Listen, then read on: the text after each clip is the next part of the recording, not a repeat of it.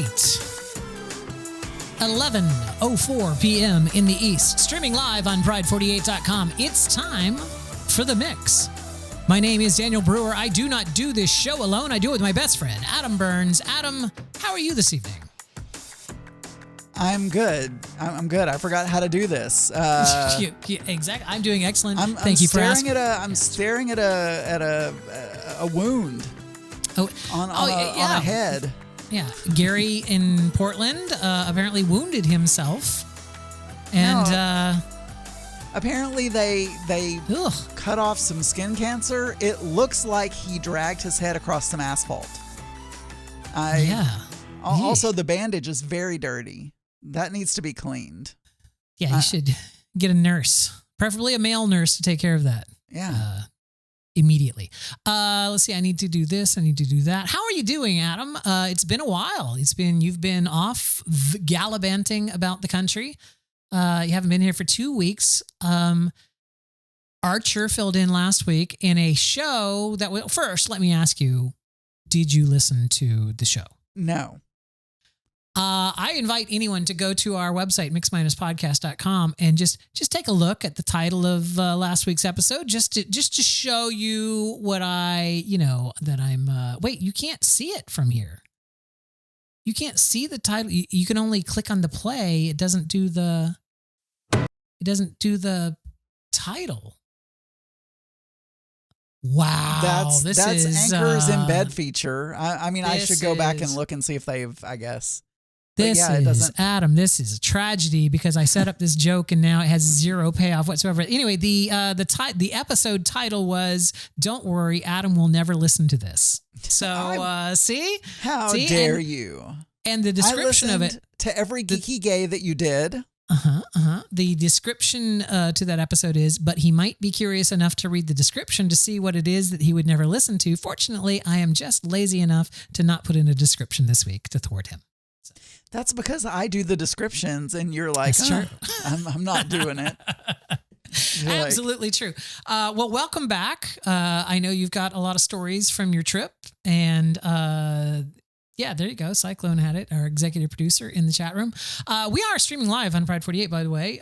We do that every Friday night. We are starting a little bit late tonight because Adam was at a rehearsal for his Christmas concert. I had an overloaded day today because I had work, but then I got a call yesterday that they were having to cancel my haircut for today, and I didn't even realize that I had a haircut scheduled for today. So if everything had worked as it was supposed to work, I was supposed to have a haircut, work, an orchestra rehearsal, and Mix Minus all on the same. It wouldn't have worked. It wouldn't work. But yeah, we had. So is this permanent now? Are we going to be moving up? No, it's not. No. It was. I don't know why they call it a retreat. I'm being told, Adam. I'm being told that my volume is very quiet on YouTube. So I'm being told that my volume is very, very, very quiet. Oh yeah, I had you turned down. Yeah. Oh, I've been turned down many times. So you don't need to do. This was just a one-time thing for tonight. Yeah, it was just a one-time thing for tonight. They call it the choir orchestra retreat. We get together at the end of August and we go over our Christmas music. That's where they give us the Christmas music for the first time, and I'm just writing something down to slap in here, talk about. Adam, it's great catching up with you. It's great, I'm glad that you're back. But and I know, we both know collectively that thousands of people tune into this podcast each and every week to hear about my running update. They want to know how I'm doing, dragging my fat ass on a running journey, shall we say, to my next 10K, which is going to be in November 4th. Anyway, I missed. I actually had Mark just give me a running update last week. Yeah. Just, it wasn't the same, was it? It wasn't the same. As you know, I switched over to a new coach when I switched over to the Garmin, and it does the runs a little bit differently. But I can, just to keep things, apples to apples here, I am now running 4 minutes and walking a minute and a half. So I am now up to running for 4 minutes and walking a minute and a half.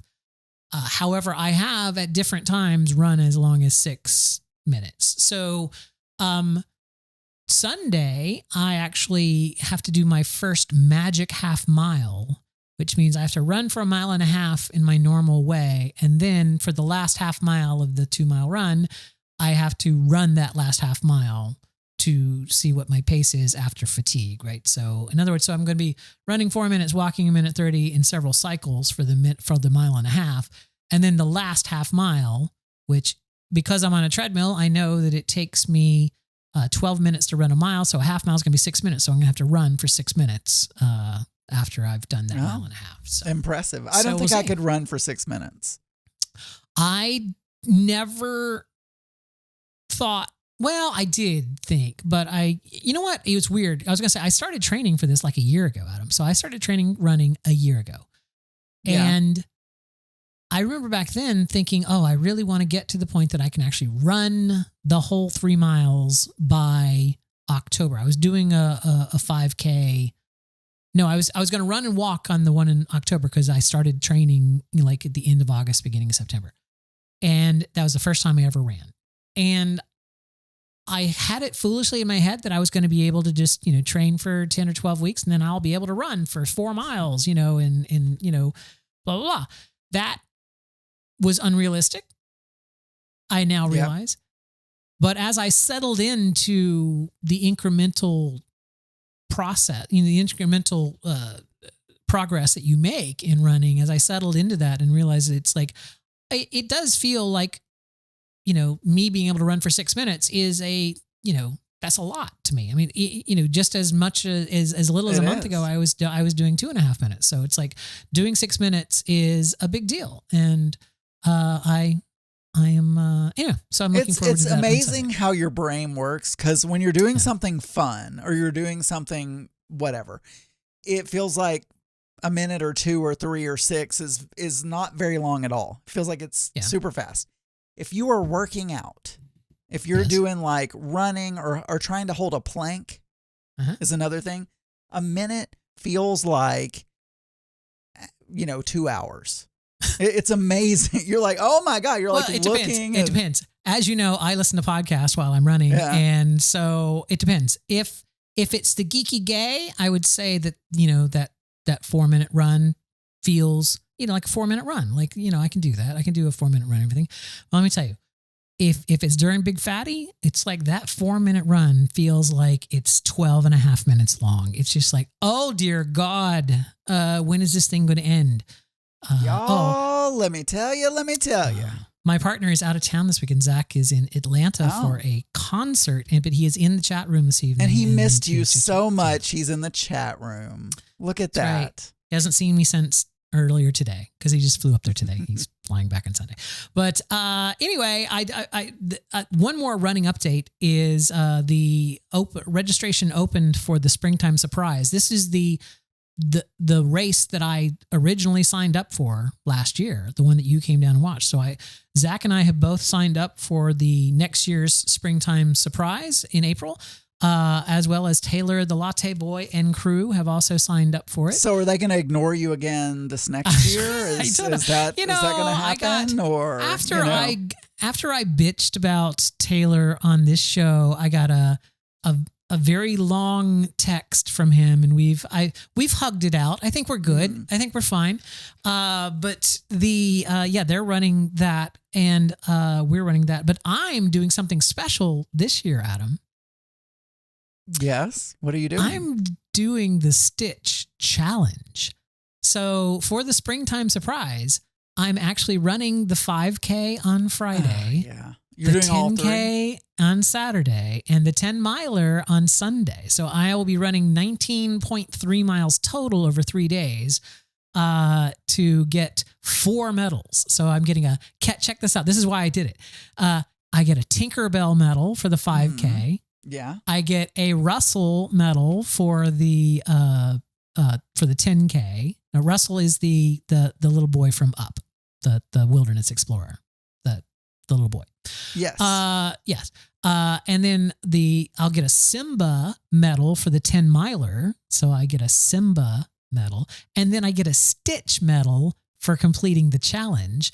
But it's not just the medals. You also get those race shirts. So I will have the race shirts with all those designs on them. So I'm getting 4 race shirts, 4 medals, of great medals. Like I love all of those. Like I wasn't that wild about my Monsters Inc. medal.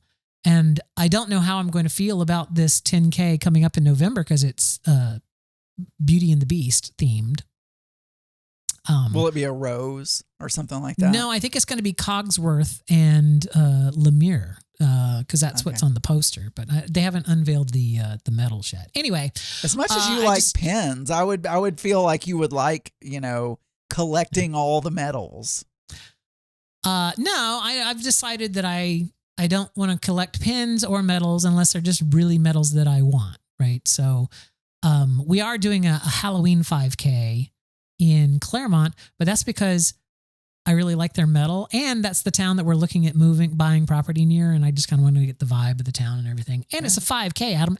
I can do a 5K in my sleep. In your sleep. Whatever I can. You're doing a 5K right now as we're recording.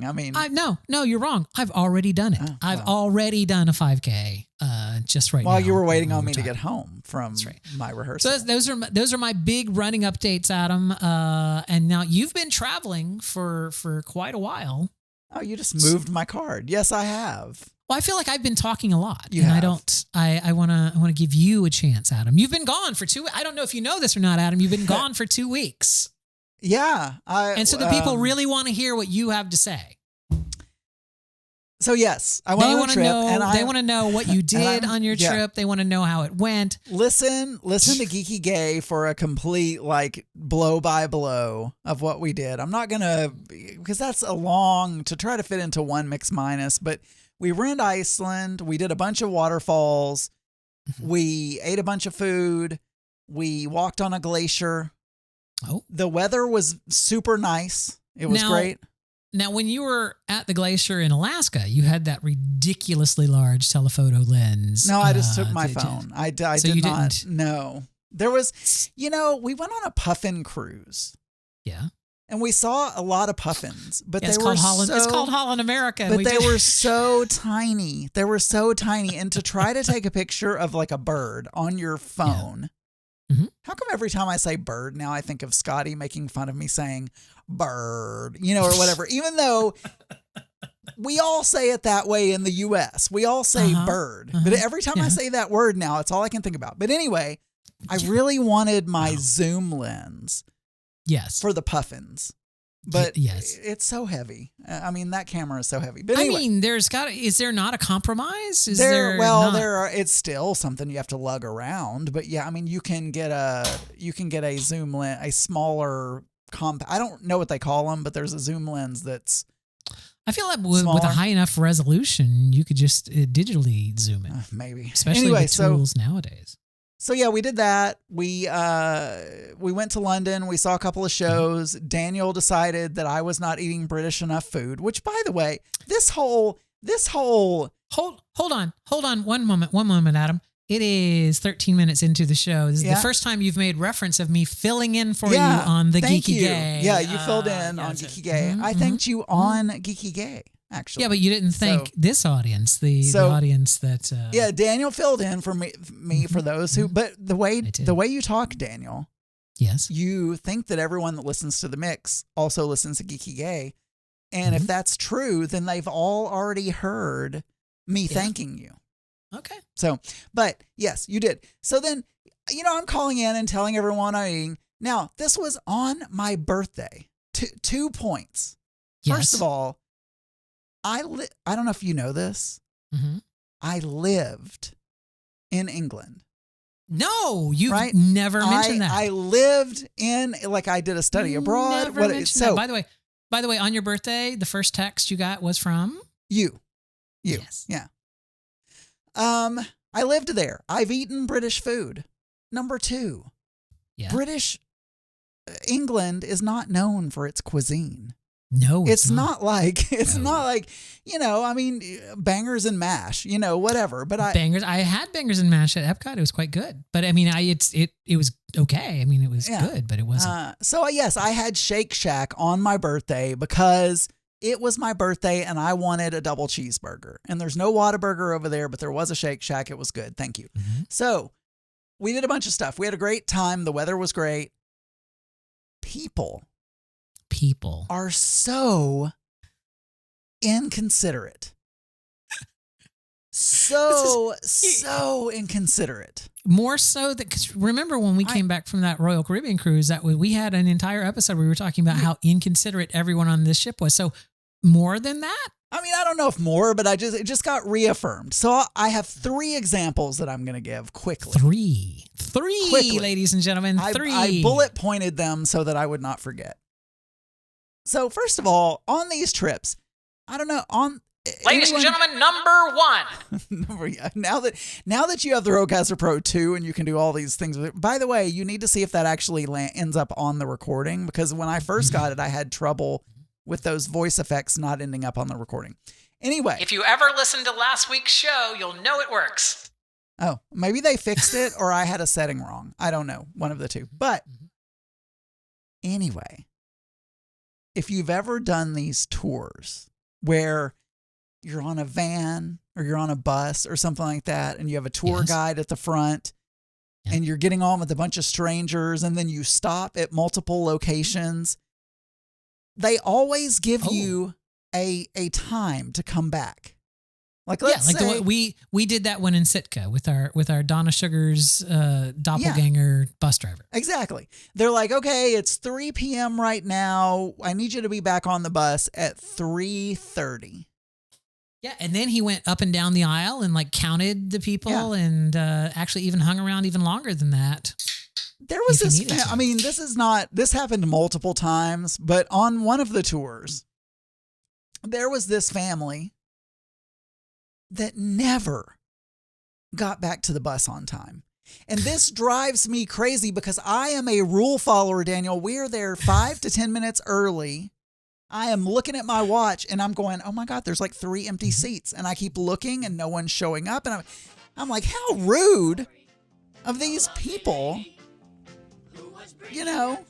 I don't get the relation with Brady Bunch. Yes, the family. There was a family, inconsiderate. You don't think the Bradys were in? Okay, I'm sorry. And I don't know if, because I think it was a German. I think they were speaking German. I don't know if they didn't understand enough English to know what time they were supposed to come back, or if they're just rude. Because I feel like if you've got, let's say, 20 people in a van, and you are holding up the entire rest of the van to go to the next location. Yes. Anyway, I just thought it was super rude. Number 2. I don't know if you want to announce that or not. I'm sorry. I didn't. Oh, crap. This is the problem with it. Number 2. Okay, there we go. No, and Kathy Marshall says, imagine someone not speaking English. Terribly rude. No, that's not what I'm saying. If they give you a time to be back, you better fucking be in the seat at that time, is what I'm saying. I feel like you should be there 5 minutes before. Now, I don't know. Yeah, I agree. I agree. I mean, well, you're a little like you'd be there 30 minutes ahead of time. Yeah, you'd be like, I'm what? I've only got 5 minutes. Yes. And then the second thing also happened to be, I believe, a German person. I don't know if Germans are just incredibly rude on vacations or what. No, but no one who speaks German can be mean. So anyway, when we were on the glacier walk, yes, this German guy and his son. Now, he was more annoying, so it's hard for me, but I should give him more credit than the family who was back late continually, because I think he really did not speak English because his son was having to translate for him. That's weird because they teach English in German schools. But well, his son has more recently been in school than the dad, so maybe he forgot it. I don't know. All right. Anyway, maybe he's being trained. So the guy says, we have these ice axes, and the guy says, hold your ice axe down to the side. Right? He said, whatever you do, do not swing your ice axe. because I'm going to need you to walk in a single file line, and I'm going to need you to be close to each other, right? So don't swing your ice axe. Hold it to the side. It's especially important if your name is Taylor or Zach. I don't get that. Maybe I should. Don't swing your Isaacs. Oh, okay. You see, you keep saying ice axe, Ice and I'm like, axe. I'm trying to. It took me 3 times to figure out what the fuck you were saying. Ice axe.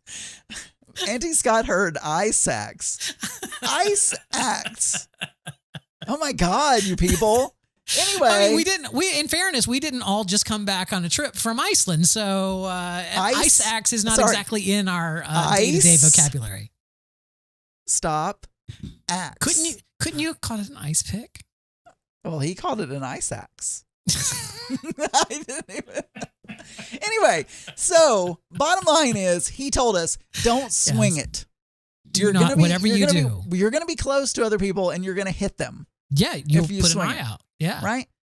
Not only that, but you're holding it down at your side, so if you could hit somebody in the nuts or something. Yeah. Right? So I get stuck behind the German guy. He either didn't understand. Oh, and he irritated me so much because I couldn't. This was just an irritation. This wasn't. But we were all putting on our cleats or our crampons or whatever they're called on our shoes. This German guy could not get his on to save his life. That was very Joe Batanza. I'm sorry. I apologize to Auntie Scott. This German guy. The tour guide person had to come over and do it for him. He finally just had to go over and do it for him. Oh my gosh. But anyway, I get stuck behind this guy. And what do you think he does? Oh, I know. He turned around and looked at you quickly, so fast, in fact, that his ice axe fell out. His ice pick. And he wasn't, Daniel, he wasn't just, it wasn't like it was just casually swinging there. It was like he was in the Wizard of Oz musical and he was Dorothy skipping down the yellow brick road. He was a flag, one of those flag wavers at a football at a halftime, at like the halftime, the flag wavers. Yeah, yes. Yeah. I mean, it was like a dance move or something continually. And I was having to stay so far back from him so he didn't hit me. I was so irritated. So that's example number 2. Number 2 of number 3. Hold on. Third. Number 3. My last example. Yes. We were flying from Zurich to London. Right? Apparently there's a new thing on airlines now because usually when I pick a seat, that seat stays the same. It doesn't change. But on this trip, I like an aisle seat. I don't want a middle seat. So this trip, I picked my seats, and 2 different times when I got on the plane, my seat had changed. They had reassigned my seat. It was the same aircraft. Kathy Marshall says if they change aircraft, but so anyway, what if they changed the name? I had picked the seats. Yes. Go to get on, and they have those cool electric self-service things where you just hold up your boarding pass and it's a gate and it lets you through, and they do it so much better in Europe than we do in the U.S. Enter into our lovely aircraft, Adam Burns. Anyway, so we get on, and as we're going through this thing, it prints a receipt. Yeah. And I've never seen that before. I pick up the receipt. I go through and I look and it says seat assignment, whatever. And I'm like, oh, that's been changed. So we get in and it was a middle seat. I'm like, oh my God, they gave me a middle seat. What in the hell? And I get on and, it's funny. Kathy Marshall says, they can move you so families can sit together. Oh my gosh, you are so right, Kathy Marshall. So we go to get on, and we have new seats, and mine's a middle seat, which is already pissing me off. Yep. Okay. Then we get there, and there's a family in our row. A mom and a dad. Yes. They had 4 children, Daniel, and these children were all under 5 years old. Okay. They popped them out, and this plane was 6 seats across. So they were basically taking up all of the chairs, except, all the chairs. So we get there and I'm like, oh, I think you're in our seat. And the lady goes, well, we're with our children and we need to really sit with our children. And I'm like, okay, but someone's sitting in the seat that I was originally assigned, so I don't have anywhere to sit. So, like, what do you? You're yelling at the lady for sitting in a seat that you didn't want, right? But the original seat that I had was already occupied, so they had. But I think what they had done. So what had happened is they did not. The family, their seat had also changed. Okay. But they didn't read the receipt when they came through the boarding thing. They didn't see that their seat had changed. Okay. What I think happened is the family was the reason Mark and I got moved is because we were taking 2 aisle seats and they wanted to put the family together, right? Yeah. So, but that's not the annoying part. They were the most misbehaved children in the world. Wait, I do not think they had 3 kids under 4 kids under 5 children.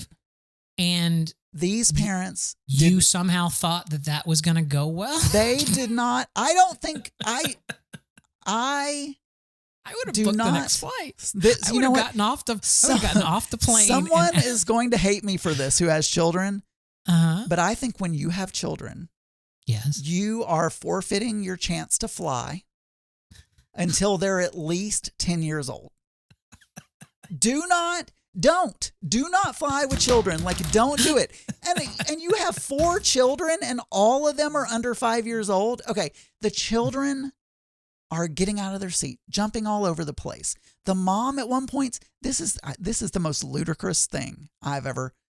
She pulls out balloons and starts tossing them up in the air to her children. The balloons are like coming back to our row and stuff, right? The children are running around. We're right behind first class. She probably writes a mommy blog, and she's like, "Here's a great tip when you're traveling: bring some balloons to blow up and let your kids spot them around." She had blueberries for them, and one of them dropped the blueberries, and they rolled all under Mark's seat, or like all under the thing. And I know how much you hate blueberries. No, it was raspberries. You hate raspberries. And this is cute, but I was so pissed off because I was sitting in a middle seat. These children were jumping off the rafters. They kept opening the curtain to first class and like going up to first class, and then the kids, they were just letting their kids and anyway. So then where were the flight attendants? Why were they letting? At the beginning before we took off, the flight attendants said a couple of stern words to them. And then after we got in the air, it's like they just ignored it. The guy sitting next to me was so mad. He got up and talked to the father, and the guy's like, "Well, we've got 4 kids and they're young, and what do you want us to do?" And I'm like, "Don't take them on a plane." Anyway, so this girl, wait. No, we're not done with this. So, I have a kid. Yeah. And I can't travel. No. Until the kid is 10. Yes, correct. Now, I feel like that's asking you chose a bit to much. Have children, Daniel. Okay, that is your choice. How about one adult to a child? So if I had one kid, then I could take care of that one kid. That kid could fly with me because I have one kid to take care of. If you can teach your kid how to behave. If there's 2 kids, then it requires 2 adults. And then there has to be one adult to what? Would you at least go for a 1 kid to 1 adult ratio? That would be better. That would, or in Adam Burns' America, are we only allowed to have 1? They just need to be well behaved. We have none. Yeah. There were this family, and it was what if they were drugged out? What if they were knocked out? If they're knocked out, fine. Okay. But this family, this mom and dad had no clue how to. They were just letting them do whatever they want to do. So then I pull out my Pringles and my God. I had bought some Swiss chocolate. You know, Adam, you might as well have pulled out goldfish and what are those? Cheerios. It's like classic toddler food. Yeah, I'll just eat these Pringles and these. And I was like, oh, I'm gonna have a little snack. And this little girl puts her chin right between the seats and stares at me, just like this. You're missing it. I know it's not. She's like this. Hey. Like. Hey. Hey, sir, hi, sir, hi. Are you gonna eat those? I Like, guess. are you gonna eat all of them? I am, 'Cause, yeah, all of they it. look really good. They look like really good. Like they're the kind of chip that you put in your mouth and it just explodes with flavor. It's delicious. I can't wait to get one of those chips. Are you gonna eat the whole thing? Yeah, Like all of it? the whole thing. I'm in a freaking middle seat right now. I'm eating the whole thing. Yeah, I'm you're gonna. in the middle seat, all right, and you got the seatbelt extender already on. You might want to think twice before you eat those, the whole thing. You know, I've been getting my laps in up and down the aisle here because cardio does not take a break, all right? And I gotta say, I feel like I'm just doing this for your own safety. Yeah. I need to take the junk food away from you. So please hand over the Pringles, and everyone can live. And no one will get hurt. Yeah. So she's staring at. She doesn't even say anything. I don't even know if she can because she's one of the younger of the kids, so she's probably like 3 or something. And she's just staring at me, and just for minutes on minutes on minutes, not. And so finally, the mom notices that this is happening, and she turns around and she says, "Oh, I'm sorry, sir. Is she bothering you?" Now. Oh, no. I love it when children stare at me while I eat. I am normally such a people pleaser that normally I would be like, "Oh, don't worry. No problem. I understand, whatever." I was so mad at this point. You had I a said, nemesis. I didn't cuss her out or anything, but she's like, "Oh, I'm so sorry. Is she bothering you? Is that, and I'm like, what did you say? I said, yes, she is. That is what I said. You told her. I you told her. Damn it. Yes, as a matter of fact, I am annoyed by How my dare good you? man. Yeah. How And anyway, dare you? oh my God. is, And luckily it was only like an hour and 15-minute flight. If that had been on the longer of the 2 flights, oh my God. I'm getting a headache just thinking about it. They were the most annoying children on the face of the planet. All right, speaking of annoying children and trips, I am going to be coming up to visit you. Zach and I are going to be coming up to visit you. I had to burp. I'm so sorry. And I panicked for a moment. I'm like, where's the mute? Where's the mute? And I found it. Wouldn't it have been horrible if I had hit the solo button instead? And just literally just. I've done that before on a meeting at work, and now I can't hear anyone. And I'm like, what happened? I can't hear anyone. So we are coming up because we're cheap. You know that. We don't fly at Thanksgiving or too close to Christmas. So we typically come, in the early part of December. Oh, that's why you do that time. It's strictly for monetary reasons. Yeah, I see. Exactly. Okay. So we are, the trip is set now. We're going to be visiting Zach's mom first. So we get in Thursday night and we, stay in St. Louis. Then we're going to see Zach's mom on Friday and then coming back to St. Louis Friday night. And then we're going to come down and see you on Saturday. So we'll be at your house on Saturday. We're going to do stuff there. We require you to take us to a very fine dining restaurant. We did last time. Yeah, I We went to know. a nice place. Now we expect it. So now we expect it every time we're there. And then we're going to spend the night at your house Saturday night. And then Sunday, we would like to go and see one of your, probably not the early service. We have so many. We have 8, 9:40, and 11. So. Which one would I less likely, well, you'll be done after the one at 11, right? Yeah. So we could, if you wanted, go see your 11 o'clock and then get lunch before we left. We could. Yeah.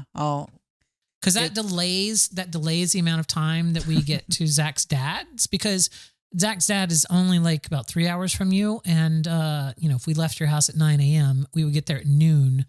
And then it's just so awkward to have conversation. They're deeply religious people, and they're super nice, but the conversations go on. Well, we tried to watch that show on Peacock, but the cursing was just so bad that I couldn't make it through an episode. And I'm like, oh my God. Yeah. So it's do just. Do you feel like you have to be like, I was just watching on Fox News the other day. No, they're not Republicans. Okay, they're not good. They're just deeply religious people, and they, so there's no homophobia going on. There's no, they're very nice to me, and they've always have been, and it's just, we just don't have a lot to talk about. Is Zach's dad divorced and yes, Zach's dad is divorced and remarried.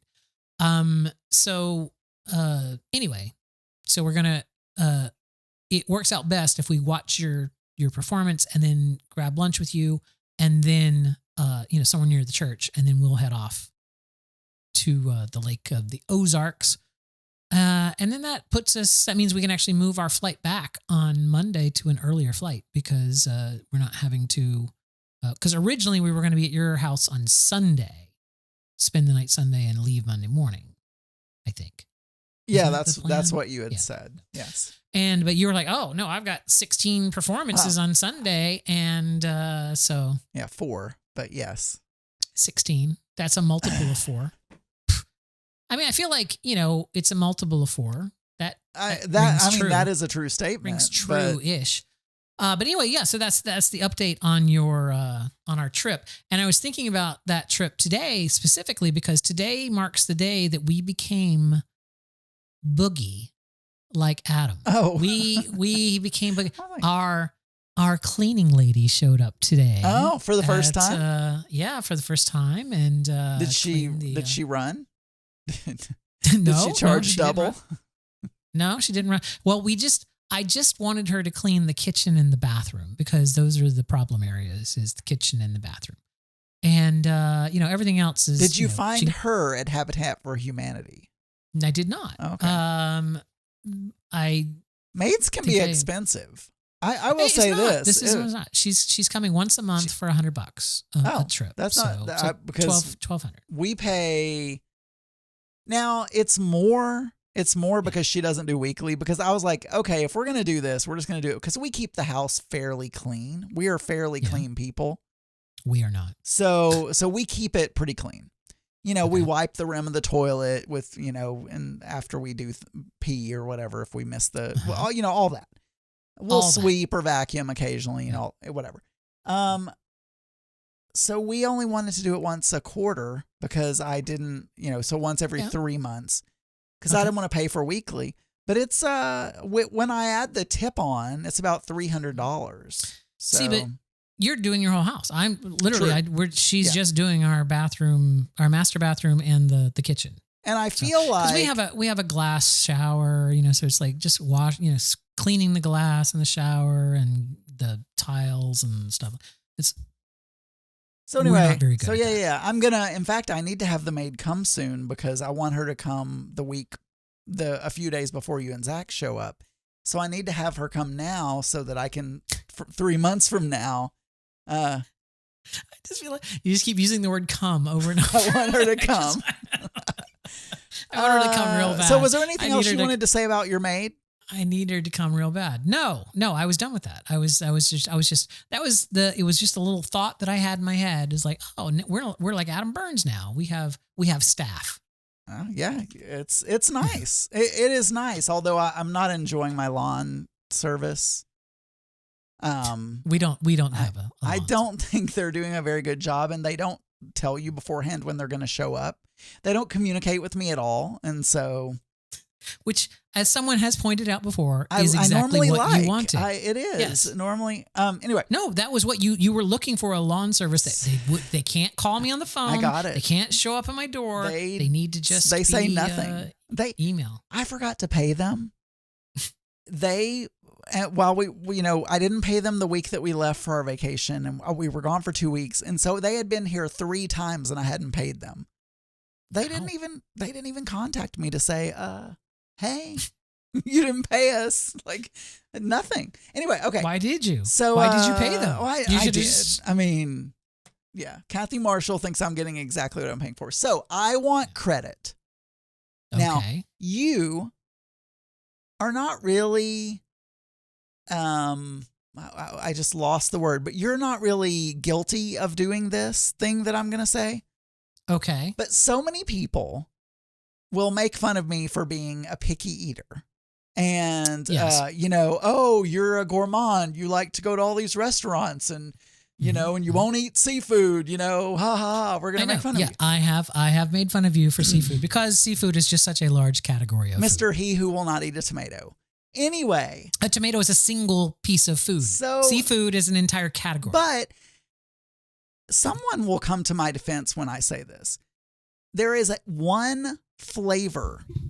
I feel like I need to be back. There is one flavor, this fishy flavor, that is common across that entire category. And that is the taste that I don't like. Okay. So it means, if that tomato flavor and texture was across an entire group of things. Mm-hmm. Anyway, but I want credit because all these people that are making fun of me, I said, hey, I'm trying to expand my palate. Yes. Right? And I'm still not to the point where I will order seafood. Like, I'm not going to order seafood on purpose. Right. Yeah, not on purpose. But if there's like a tasting menu and we both have to do the same tasting menu, I will eat the seafood. I'm not going to ask them to change it for something else for me, whatever. I saw you eat seafood on the cruise when we went to the chef's table. Yes. In Iceland. Yes. This is not. They have a lot of fish. This is not seafood, but I do want to mention this. I had horse. Oh, horse! I did. I had horse. How did it taste like glue? Or what was the? No, it tasted like tender beef. Tender beef. Yeah, it was good. I mean, they had a really good sauce on it, but it was good. I would have thought it would have been less tender because I felt horses are more muscular. I felt guilty eating Mr. Ed, to be honest, but I mean, I did it because I'm like, hey, I'm in Iceland. Do what the Icelandic people do, I mean, when in Rome. Yeah. So I ate that.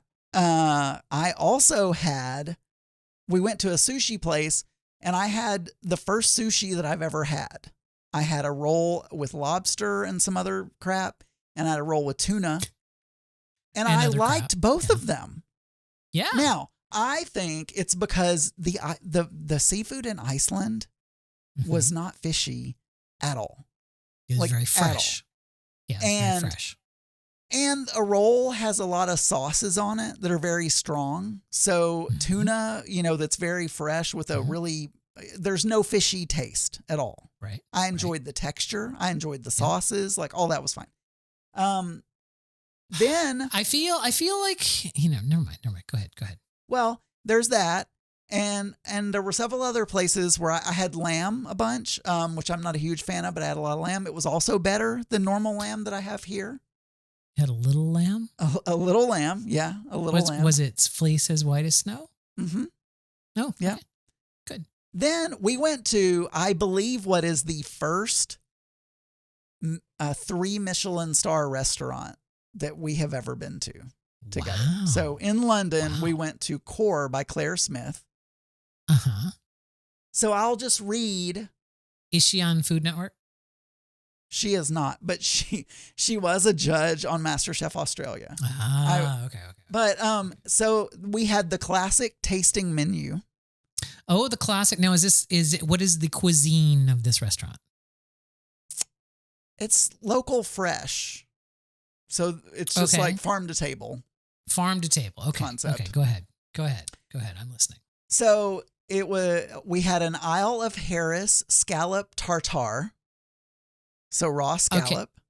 Oh, scallop tartare. Yeah, and it had a sea vegetable consommé. Ooh. I ate it. I enjoyed it, Daniel. Yes. Potato and roe. It was a potato, like a roasted potato, with a dulce beurre blanc sauce with herring and trout roe. Oh, nice. I ate that. Delicious. Yes, and you know it what? is. And I'm finding that fish roe that I'm okay with. Like caviar, I don't know, but fish roe is just very salty. Yeah, and it it's just pops. salt. So I like the texture, right? It's like anchovies. It's like once you realize, oh, this is just salt. It's just this is salt. It's good. We had roasted cod. Okay. It was my least favorite. It was a little fishy, but whatever. Cod is cod. We had what they called lamb carrot, which was so good, Daniel. It was a carrot that they had braised in this lamb pot roast juice. Like they were making pot roast, and they braised these carrots, and then they cut it, and you just have one carrot in the middle of the plate. It's very gourmet, and they have some lamb on top of it, and like scales of something, I can't remember what it was, to make it look fancy on top of that. But it was so good. Again, then we had a venison. So it was just carrot with some lamb. Carrot with some lamb. But the reason they call it lamb carrot is because the carrot also tastes like lamb because they've braised it in that lamb juice. Yeah. No, I got it. We had venison, and then we had dessert. It was so good. The service, I need to go to 3 Michelin star because the service, they are 5 different people come into your table, like giving you a. Did they scoop the crumbs? Did they come and they sweep the crumbs? I've had this done before. Yeah, I mean, it's not like my first time, but it just reminded me, right? How nice it is. Did you tell Mark we should do this more often? We should go. Oh, well, he agree. I mean, he would agree. He would agree. But so yeah, it was he good. would be like, well, as long as they have bathrobes and slippers. So it was very good. It was deserving of 3 Michelin stars. The desserts were great. Nice. I just want credit because I forgot one thing. One thing in Iceland. Yes, I had fermented shark. Wow. Now, I've never had fermented shark. What was that? What was that? It tastes like you're eating ammonia. Oh, fun. Yeah. That sounds delicious. It's this really traditional Icelandic thing that apparently no Icelander really likes except for the old ones who like. Oh, so it's like Vegemite. Ate it growing up. And they take these sharks and they bury them like they do when they're making kimchi. And they ferment them buried like kimchi. It's a similar process. And now our tour guide said the reason that they bury them and weigh them down is because this particular shark pisses through its skin. And he said they're trying to squeeze all of the pee out. And he said the reason it tastes like ammonia is because that's the shark pee. Oh. Yeah. Wow. So now he may have been a liar because he did say he was cute, so I would have believed anything he said. But he said at one point, Icelandic people are really into their ancestry. Yes. So much so that they have an app. They have a website run by the government where they can go in. Only Icelandic people can log in. You can't log in if you're not from Iceland. You can put in your name or whatever, and it'll trace you all the way back as far as it can. Wow. Now, what he said is, we have to use this as like a dating situation because he said, this is what he said. He said, we only have 350,000 people in Iceland. He said, and when we go to bars and you meet someone that you might want to hook up with, he said, we will pull out that app and make sure we're not related. And I believed him. Yeah, I know you believed him, but I feel like it was so clearly a joke. It was just I didn't. Mark believed him too. Like we both believed him. I don't know. Anyway, he told us that. So I just want credit from all those people that I'm trying to expand my palate. And I ate so much seafood, I felt like I was turning into a fish. That's it. That's it. And that's horse. all. And horse. Now, I'm a bit disappointed. Why? And I feel like I don't want to know the answer to this. Kind of like you with doctors, like you don't want to know. It's like I don't know that I want to know the answer to this. But I mean, you went to Reykjavik Pride, and I was expecting all kind of really fun Pride stories and crazy antics, and like you talked about those on your other podcast, didn't you? You talked about those on Throwing Down. No, I haven't talked about the Pride Parade at all anywhere. I haven't talked about it on Geeky Gay either. And in fact, Gary said, would you talk about I don't like parades, Daniel. And you're not a parade fan. Nothing happened. It was a pride parade. There was, did I make you watch a parade at Disney? No, but no, I did you not. didn't. But I mean, it was Mark's first pride ever. Yes. Anytime. Was he proud? He was proud. Mm-hmm. They had, and everybody was super nice and super like LGBTQ friendly. Like, we should move to Iceland, basically. It was like, it seemed super, other than it being so cold most of the year. I just remember is Norway near Iceland? I mean, I don't know how close it is. It's there. No, but I don't. No. It's to the east.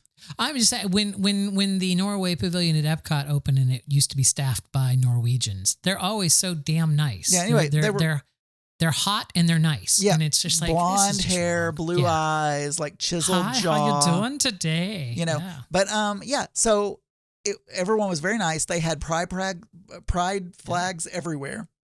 Oh, you like to suck the cock? Yes. Oh, you go, girl. Yes. Yeah. The churches, even the churches had like pride flags, and people were, one of the big churches, people were standing on the steps.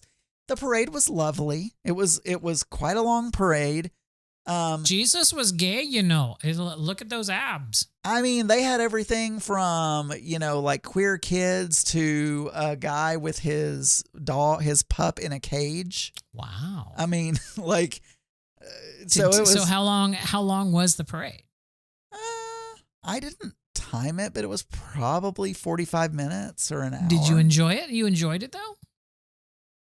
I don't like parades, Daniel. It was fine. I feel like parades are one of the natural environments for bands. And as much as you like brass, I would feel like you would like parades, because there's usually, most parades that I see have at least 2 or 3 bands in them, like 2 or 3 brass bands. Bands are never into it, parades. They're not giving it their 100%. Like they're like, oh my God, I've played this like 15 times, or whatever. I'm tired. Anyway, for someone who is in marching band, parades are not fun. Yeah. But I mean, it was fine. It was a typical pride. Mark really enjoyed it because it was his first one. He felt very supported and very proud. Aww. And he went between the Northeast and Iceland. He's like, why the hell are we still living in Arkansas? Because the Northeast had everywhere we went, in like Vermont and all those had pride flags everywhere, and whatever. And then Iceland, all the, everybody's like, I'm saying we just need to buy some land down here. We'll start a compound, and Florida, the queer supportive capital of the world. Have you been to South Florida? Yeah, you have. Florida, so Pride was fun. Were there, because I was confused by one of your pictures in Reykjavik, because Mark was bundled up, but behind him were some people walking in shorts. Yeah, I went back and corrected that and used the Google Photos magic erase to get rid of those people. So the next, but only you would notice that. No, I'm sure a lot of people know. But my question was, were there a lot of hot guys at Pride? And if it was really cold, then they can still be cute, but they wouldn't be like, wearing thongs or. There weren't very many scantily clad guys. Okay. It was warm that day. It was in the 60s, but the sun was out and there was like no shade where the parade was. So it was pretty warm. But yeah, I only saw 2 or 3 guys that were even shirtless. But no, you mentioned that the weather. I think the people who live in Iceland, because this is the hottest part of the year for them. So I think they're wearing shorts because this is literally the hottest part of the year for them. But for us who are used to being warmer, because it was in the 50s and low 60s, like the high 50s, low 60s. So got it. Yeah. Anyway, that's it. Give me credit. I ate a bunch of seafood. Thank you. Heard, chef. Anyway, I was I filled in for you on your daily podcast, The Geeky Gay, and it happened to be the first week that I had to go back into the office. for our return to office that they're doing for 3 days a week. And I had to drive my truck for the first 2 days that I went in, because the plan has always been that I'm just going to drive Zach's car because gas is expensive and we have an electric vehicle. So why wouldn't we, do that? So for whatever reason, because I was driving Zach's car and because I was looking at electric vehicles or whatever, this news story showed up on my my news feed. And it's just so funny, like when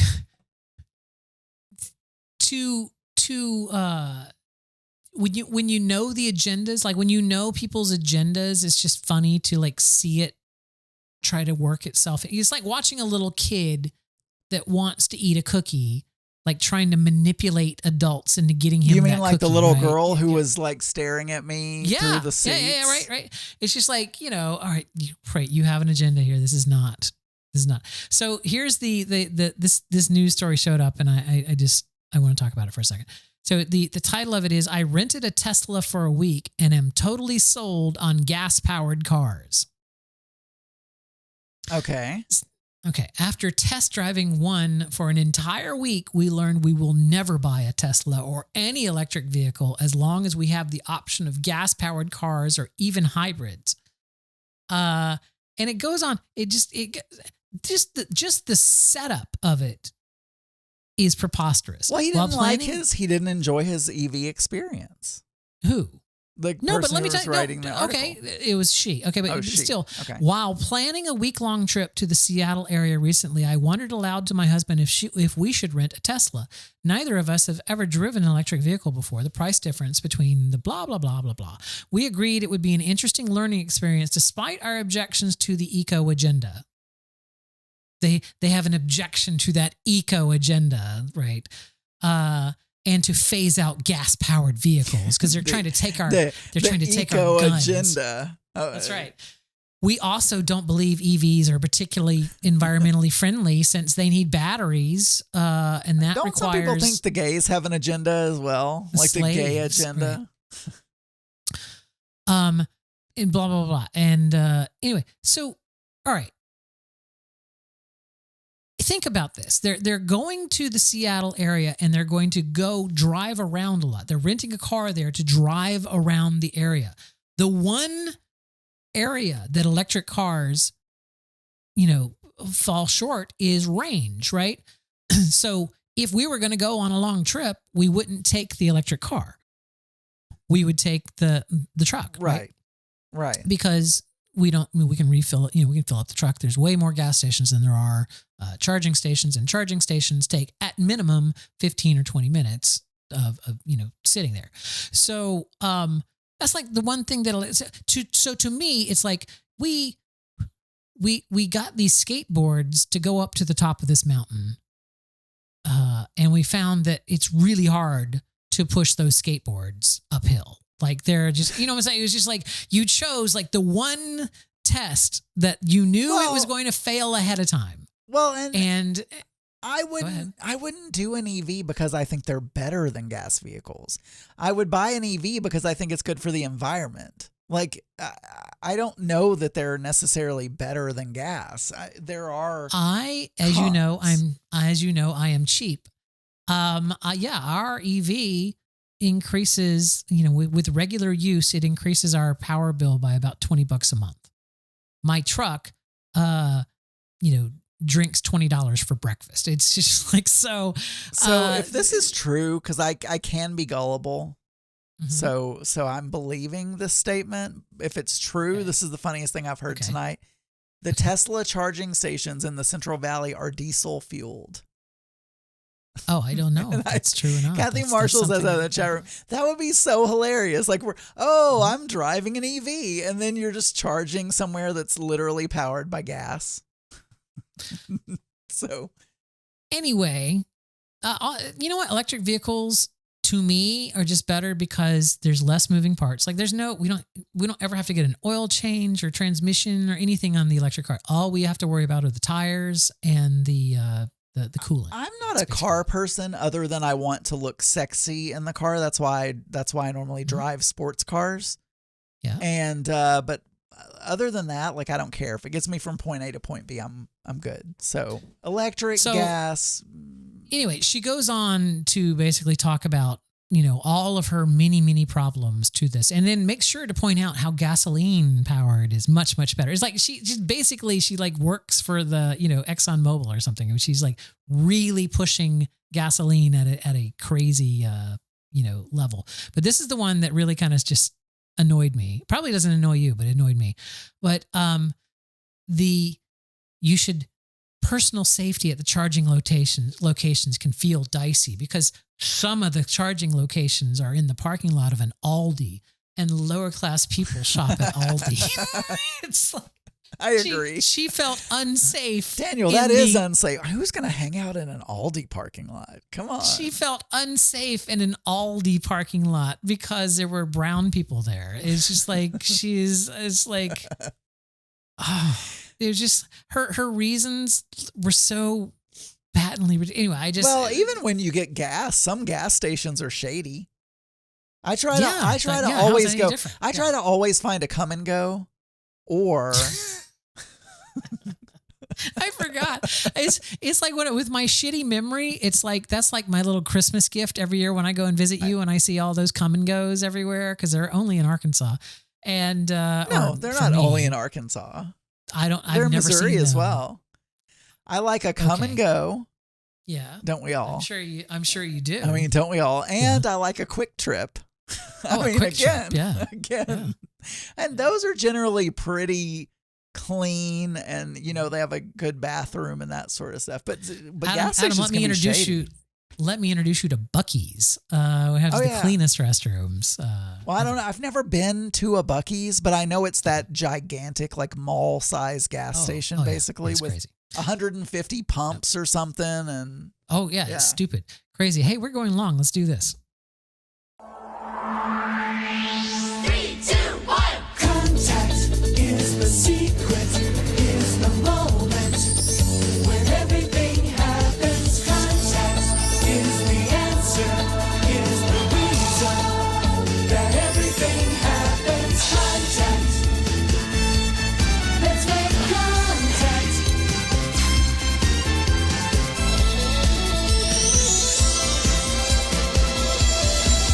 3, 2, 1.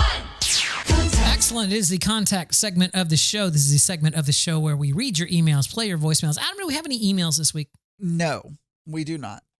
Excellent. Then in that case, I guess we just have to go to our phone calls. Oh, wait a minute. We do have one email. Sorry. Oh, we do. Oh. Well, just to say that I don't know if we should announce this ahead of time, but you probably won't release the episode. So it's only the people on the live call that are getting this.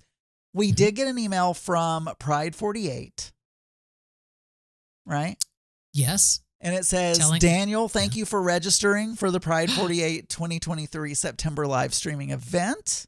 I was so shocked because I didn't register The us for it. schedule has been created and you will find your show slot below. We are Friday, September 15th at 10 p.m. Eastern. 10 p.m. Wait, so Mix Minus is going to be at 10 p.m. on a Friday evening. Yeah. We need to make sure we start on time that night. We do. Yeah, we can't dick around there. We have to. Preceding us is I Don't Know at the Moment. Oh, I love that show. That's my favorite. Yeah. That's my favorite show. Prior to that is Big Fatty Online. So Big Fatty Online. Yeah, I did let the people on last week's after show know that Big Fatty had signed up during the show last week, before the 11:59. I mean, PM he deadline. waited till the last minute. Do you think he was sitting in his, in his recliner and like, okay, I'm going to do it. He does that. He does it. My podcast is 20 minutes, not a second more. Maybe he just is. I will sign up at 11:55. You know what? It doesn't matter. I'm glad that he's going to be there. We're glad. I'm glad that he's going to be doing the show on Pride 48. And we brought it up the other night that we need to do a pink carpet. And then we're like, do we ask Fatty if he wants to do it? Because I don't. Does he listen to the mix? Because if he does, he's hearing this right now. I know. I know that. Is that why I'm you're bringing aware it? of Oh, that's a very passive aggressive way to do something. Is just bring it up It on the is. show. Yeah, exactly. Then you don't. Okay. Yeah. So contact. We have some It's voicemails. I believe. much like explaining a joke. It's like you pointing out my plan here is just it makes it all that much better. So, It does. yeah, I don't know because you had. It's one of the recordings. I don't remember which one. One of them says it all kicks off at 7 p.m. So our ads that we have out there already name a time. But the first show, Big Fatty Online, is at 8, and there's no way we can do an opening show for an hour. So my thought was, let's put in a pink carpet, or maybe if Big Fatty doesn't want to do a pink carpet, because he did the pink carpet virtually 1 year, the very first year that he did pink carpet, which is the second year of Pride 48. Yeah. And if he doesn't want to do a virtual pink carpet again, then I feel like we could just call it the pre-show, and I could play the old skits or like some highlights from old Pride 48s or whatever. So that's what we're working with here. Is does Fatty want to do a pink carpet?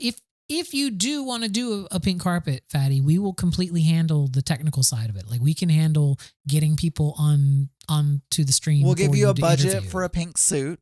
That's right. But we can handle getting the people fed to you on this. So you're not going to have to like juggle around, Skype calls or whatever. We will the people that you'll be talking to will be available. We'll take care of all the technical pieces of that. So. What's our first voicemail, Daniel? Our first voicemail comes in from an old listener of ours, Adam. Ours.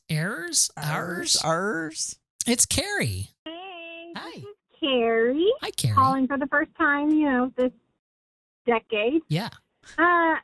So my 3 kids who I've homeschooled for the past 3 years are now in public school. Oh my God. And I don't know what to do with my days now. So what I did today was listen to about 2 episodes of Mix Minus and ran at the gym. So There you go. between the gym, podcasts, and audiobooks, and cross stitching, of course, you guys might be getting more calls from me. We'll see. What? Anyways, Oh. Yeah.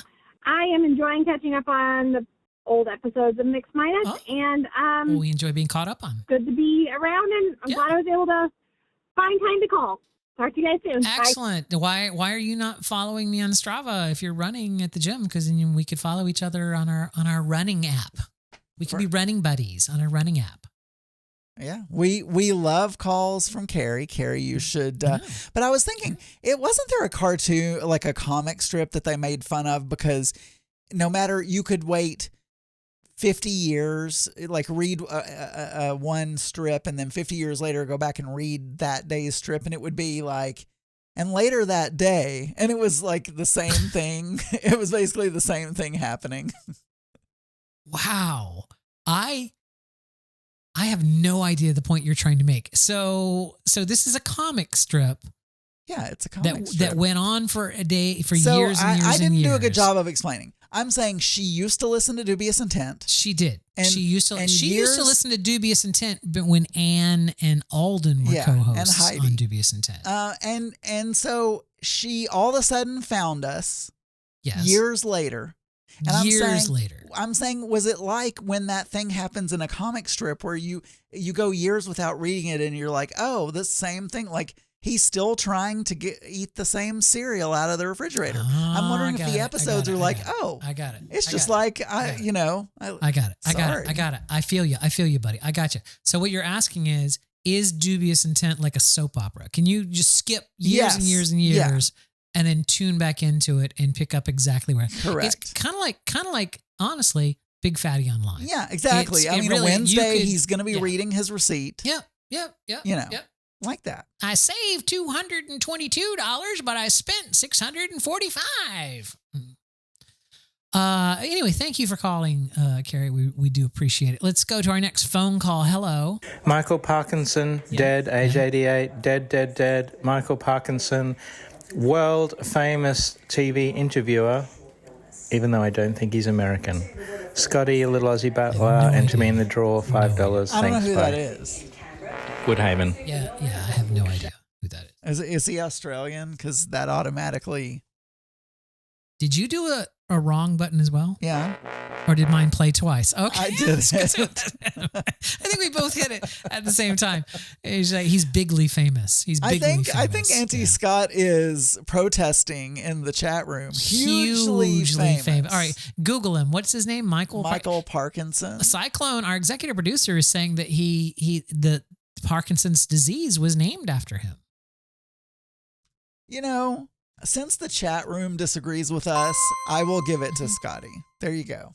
Famously famous, says Kathy Marshall. We are nothing but fair here at the Mix. We're free with our money. Unless you take your children on my plane. There's no fairness happening. Hello. Guys, there's been several deaths. Yes. The first being Michael Parkinson.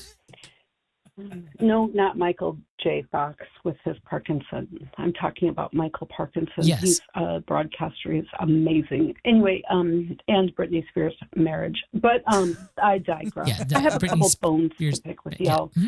So Daniel Yes. said, you guys said that if I won the prize, I would give it to Nini. I'm giving her nothing. You guys, I gave her my life. I gave all 4 of my humans my life. I'm done giving. If I feel like you misheard it, because I remember this quote.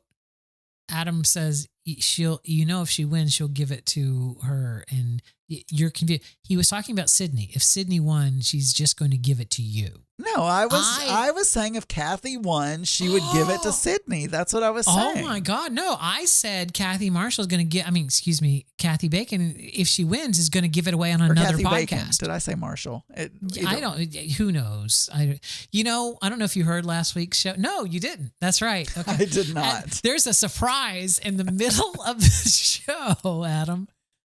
There's a surprise that you're gonna love. Okay. Anyway, let's go. Let's get back to our phone call here. win the prize, I'm keeping. Yeah. But I think what you missed in the contest or in the show comments was I said, if you get to 100 deaths before, I would match your prize or whatever. So I could still match your prize. It's up to you guys. But I'm an old lady. I don't Venmo. So someone would have to pony up an address so that they could get a Benny in the mail. But anyway. Benny in the mail. Benny in the mail. Yeah. Benny in the mail was my stripper name in the 90s. Bacon, Woodhaven. She said there were several deaths, but she only gave us one death. She did. She only gave us one. How many? What are we up to right now? What is our pot up to? Hence the number of deaths, the number of celebrity deaths. We're at $91. So we just need 9 more famous people to kick off between now and Pride 48 weekend, September 15th through the 17th. Pride 48 members cannot kill those celebrities. That's right. You cannot go. Please do not. We are not advocating people go out and kill celebrities. Please, this should only be celebrities that have died of natural causes or murder, but not by you. Not by you. Wait, so does that mean like Scotty could kill someone and then Kathy Bacon could call it in? Yes. And they could collude? That is fair. They could collude. And split the pot? That is the danger of living in a free society. Let's go to our next phone call. Hello. Daniel, Hi. You're taking care of the Geeky Gay podcast while Adam's gone. Are you also taking care of the chlorine in the hot tub? No, I haven't even looked at it. What green do you think it's going to be when he gets back? And also, if you want something fun for the kitties to play with, Nini has 2 cats. Sydney has 2 cats. I know and Sydney, my daughter, not the dog, has 2 cats, and their favorite things to play with are her headbands. Her headbands? Like if you just go to the a rubber band, but it's not a rubber band. It's what girls wear in their hair. A scrunchie? Right. So, your kitty cat would probably like that too. She has a boy cat, so it's not a girl thing. So I feel it's non-gender or whatever. I feel like a twisty tie is the same thing, really. Hi, Archer Paul, Woodhaven. Oh, I didn't play phone calls last week, so this was for last week's show. Oh, I'm so sorry, Kathy Bacon. No call for me saying welcome back, Adam. Oh, but there was a call for Archer. Let's get to our next fun. Yeah, Archer, who agreed last week that he would do a show on Pride 48 weekend, but no, ladies and gentlemen. Well, any of you who have heard his latest show, originally he that backed Shady out. Small Town Tea slot was Archer's, so he could just change his mind. Do you think Archer is now getting other shows to cancel? So he canceled, and now Shady Small Town Tea canceled. Yeah, only 2 cancellations. Ricky had to move his because he has a craft fair.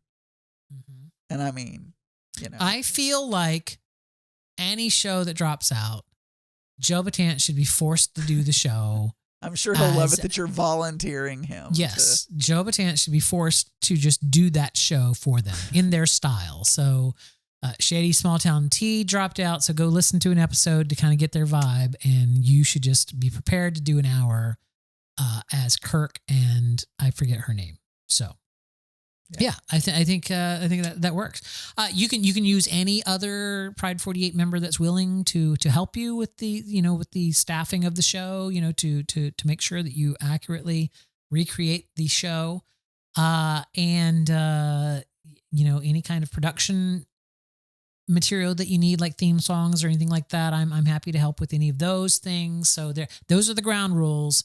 I think that's what we're throwing down the gauntlet here. Throwing it down. Let's go to our next. Hey, this message is for Daniel. Yeah. Hi. I'm here. Okay, so it's not for Adam, by the way. Adam, I know. Again, she doesn't call to welcome me back. And now she's like, this call is specifically for Daniel. Adam, shut your ears. It's for me. La la la la la la la. Sorry for my stupidity. Okay, I have an older TV. It's a curve, so it's like whenever the 55-inch curves came out, it's a Samsung. And I can't watch Paramount on it or Max because I can't download them. Yeah. Does that mean it's old? Okay, so if it's old, if I bought a new TV, would I be able to watch those on there? And mostly I want to know if there's a Major League Baseball app or network I could buy to watch. But I think I need a new TV. Tell me about the TVs. Do old TVs not, and I know I can go to a menu thing and pick things to download, but and then I plugged in an Amazon Fire Stick. And that didn't work either. Wait, so why? Help me out. Wait, why? Buddy, old pal. Why didn't that? Yeah, buy a new TV. Emphasis on the pal. Woodhaven. Okay. Now, hold on, Adam. Hold on. Let's consider. Let's consider here. Remember, I'm a cheapskate. So let's consider the TV. The TV portion of this is just the display. Her problem is not with the TV. The TV is displaying its picture fine. The TV is doing its job. It's displaying the picture just fine. I get it. The it problem is it doesn't have an app for Paramount Plus or or something. And I feel like a Fire TV stick is probably the wrong way to go. I feel like you'd be really, really happy with an Apple TV, which is like $89. Or if you go with the 4K one, it's $99. I don't know if this is a 4K TV or not. But before you go buy a whole new TV. Now, that being said, I mean, we just had to replace our TV for like the second time. I've got a couple of extra TVs laying around. I could. No, I'm just saying we literally just bought a 65-inch replacement TV. a couple only weeks ago, 65. Yeah, and it was only like $670. It's like it's like they've come way down. It's like I think you can get a 65-inch behind me there. Right? Yeah, it is. But Auntie Scott is saying Roku. Yeah, I would stay away from the sticks though because the sticks just don't have as big of a processor and they don't like their Wi-Fi is not as good. Yeah, we have a Roku stick and it freezes up sometimes. Yeah, I would go with one of the pucks. I would go with either Apple TV or a Roku puck. All of them should be under $100. Well, Apple TV would be right at $100, and the nice Roku is probably $89.90. But yeah, I would do that before you do a new TV because that's really all you want is a modern. Yeah. I don't remember what it's called, but there is some new HDMI. When I say new, within the past couple of years. Within the last year. There's this HDMI thing where they have a way of, it's not checking copyright, but there's something built into the HDMI. Yes. that has to do with DMCA or whatever. It's DRM. Yes. Whatever. And so if your TV doesn't support that and you plug in like a Roku, Yeah. it'll be like, oh, I can't Right. play on this thing because your HDMI doesn't support this Right. or whatever. Yeah. So Yep. it could be that your TV doesn't have that and the Roku needs that, because I have had that with a Roku before. She wasn't trying a Roku. Or She was trying a Fire Well, Stick. similar. But anyway, could be something like that, or it could be resolution, I suppose. But I think they all handle many different resolutions. So Yeah, I feel like, the Fire Stick is just not a great experience to start with. So I feel like you'd But be yeah, happy Roku because or Apple you have an TV. you have an Apple Watch and an iPhone and everything. I think you'd be really happy with the Apple TV. I am not in the Apple ecosystem at all. I mean, I do have an iPad, but I love my Apple TV. That's like my Apple TV is my only complaint with the Apple TV is at one time I needed to upgrade its software and it wanted me to confirm on my Apple device, and I'm just like, I know. It will the fuck? text you. If you say I don't have my device, it'll ask you for other Yeah. methods, and you can say I know. text me. But it always wants to go to an Apple device. Yeah, it's crazy. It's like- I don't know why I answer, because she didn't ask me. That's right. No, the question. call was for Sorry, me, not for you. I take back all of my answers that I gave. Well, there you go, Adam. That is the weekend. Dun, dun, dun, Well, you know what? You didn't dun, answer her question dun, about- dun, dun, dun, dun, dun. You didn't answer her question about baseball and if she can find Major League Baseball, but neither one of us are sports people, so I don't know if we're going to Oh know the my answer to that. God. There is somewhere that you can get baseball streaming. Yes. I know that for sure. Yes. I think even MLB, I think they have their own streaming app or something Yeah, like they that. do. So they do. You could, and I know but- that like YouTube is carrying now the NFL ticket. I don't know what they do for baseball, but I promise you, if you Google where can I watch baseball streaming, there will be. And the nice thing about going to a new puck, either a Roku or an Apple TV Plus or an Apple TV, is that all they're newer processors. They have all those apps, so they have way more apps than your smart TV has. So like, there's a bunch of people write stuff for Apple TV and for Roku. Speaking of streaming sports on something, I've been thinking of subscribing to the gymnastics. There's like a gymnastics thing that you can subscribe to and then watch it. There's an app and all that you I can like honestly watch it. thought that you were going to start streaming your own sports, but okay, good. No. good. So I was you're gonna thinking about subscribing. I'm going to subscribe to gymnastics. And for those of you who are gymnastics fans, by the way, Mhm. Simone Biles has decided not to retire, and she will be competing in the 2024 Summer Olympics if she makes it, of course. But I feel like she that's is. really old news. Well, I mean, I before we went on vacation, I saw her compete, and I want to watch the progress up to the Olympics. Also, one more thing, One more thing. Tom Daly decided he is going to come back and try to dive next year. Wow. And he was saying he was going to retire. He is so hot. Can I get us out of the You contact can. segment? Yep. Okay. 3, 2, 1. Oh, that's disappointing. That is disappointing. Did you hear What's that Bluetooth disappointing? cut off? Oh, no. 3, 2, 1. Yeah, Oh, listen yeah. to that. I didn't get the. 3, 2, 1. But if I wait too long, then it cuts off the initial.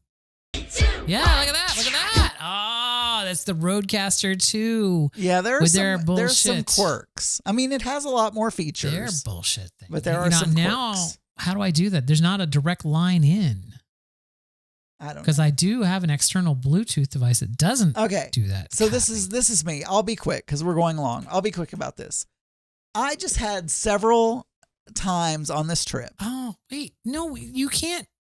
What? You don't worry about going long. I've got a thing. I went and pulled clips tonight for that last topic that I've got down there. Well, I'm sorry. You know I'm what? just saying You know I'm what? not going You know to what? drag No, out this no, story. let's just not do the news game. We just won't do the news game. And we'll just go ahead. We You got can plenty of time. go long. I was just saying Please I go ahead. will Please go. try not to be. Oh, drag this Scott out. the Satyr. No, excuse me. He's no longer We're Scott not. the Satyr. Yeah. So back to the trip, Daniel. One last thing about the trip. I'm getting old. And I never look.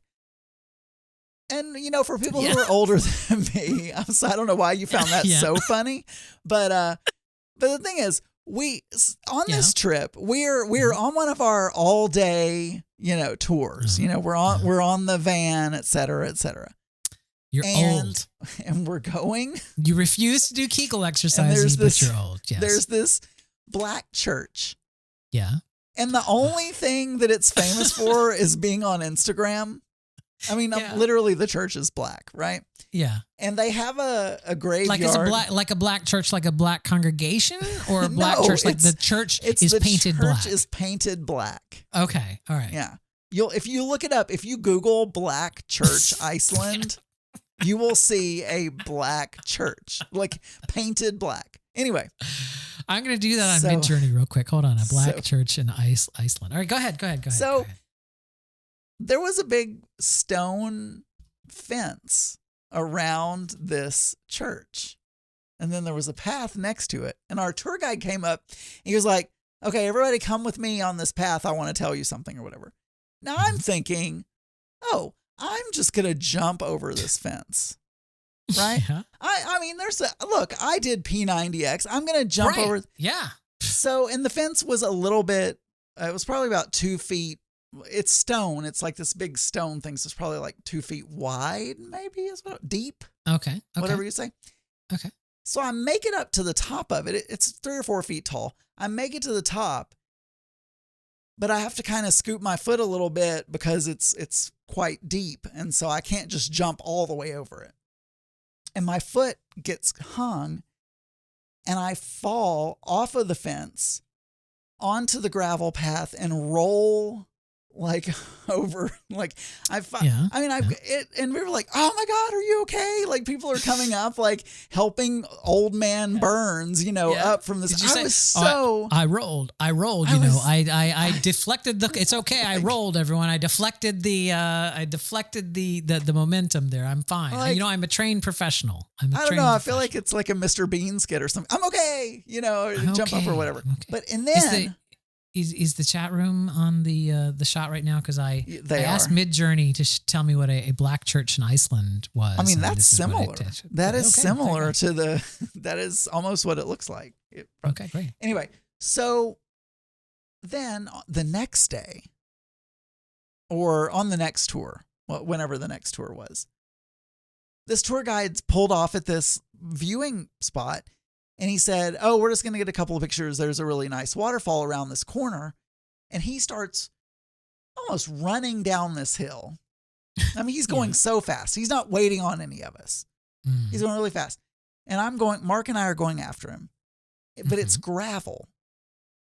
Loose. It is loose gravel. And we are going down. The number one injury to seniors, Adam, is just falling and breaking a hip, or just falling, basically. It's like. So I'm going down this hill. My feet come out from under me like, whoosh, just like, and I fall on my ass, right? And then the guy, he doesn't even do anything. Yeah. He keeps going. So I get up. Yeah. And I start going again. Yeah. I don't know, another 50 or 100 feet. Again, my feet come out from under me. I like fall on my ass, right? In my defense, I will. Is there any video of this? No, there's no video of it that I'm aware of. Damn. In my defense, though, Daniel. Yes. What? A girl younger than me. Yeah. Dislocated her ankle. Iceland's dangerous. On my van. I fell twice. And then this girl fell. Plus the whole fence issue, the whole fence incident. This girl fell right after I did, a couple of minutes after I fell. It looked like her bone was jutting. I mean, it was like she had to be carried back to the van by her dad and the tour guide. They had to call an ambulance. Now, so, I mean, I was not the only one that fell. And a couple of the people decided not to take the photo because they're like, oh my gosh, everybody's falling. We're not going to go down the rest of the way. This makes so much more sense. That little girl that was staring you in the plane, she's like, you motherfucker. You made my friend Jennifer fall. She watched you like try to jump over that fence, and you like fell on your big fat ass, and then you like tried to roll down the gravel, and you kept falling, and then she thought, he's doing it, I can do it, and then she broke her goddamn ankle. Now give me the goddamn Pringles, and no one will get hurt. Yeah, exactly. Then the last thing, again, I was saying, oh my God, 45, here we go. You know, my body is just, giving up. Yep, giving up. 45. I remember. Yeah. I have shoes that are kind of slick, and every time I would walk on pavement that was smooth and it was wet, I almost fell like multiple times. I'm not even kidding. That never happens to people under 45. And never happens to them. So the last thing is, on the way home, we rode the tube from our hotel, Leicester Square Station, to Heathrow. Right. You call it the tube because you used to live in London. Well, the train, the underground. What do you want to call it? Yeah. So there's a big, tall escalator to get out of the underground once you get there, and I have 2 suitcases and a backpack, and I'm rolling them.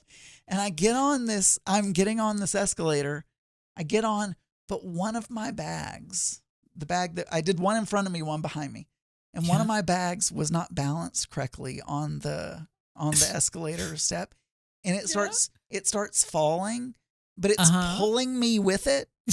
And I'm pinned against the side of the escalator, right? I'm going like this. And there's a girl, like a 22-year-old girl, one step below me, and she's, "Are you okay, sir?" And she's like pushing me and like trying to help me.